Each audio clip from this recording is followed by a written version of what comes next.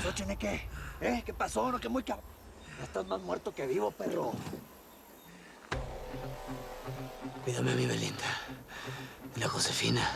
Me voy a estar guachando. Si no me la cuidan, regreso por ustedes, cabrón.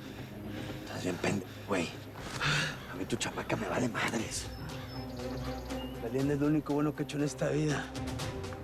Igual que matar a la familia de este pollo.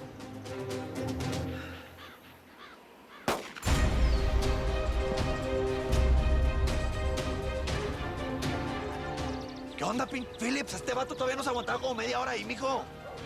Este pedazo de mierda estaba robando mucho aire. Regalito. Tienes razón. Tal la cara ya no merecía vivir. Mil gracias por seguirnos en YouTube. Si te suscribes aquí, encontrarás todos los capítulos de La Señora 03 La Coyote. También puedes visitar telemundo.com, donde encontrarás todos los capítulos de esta superserie.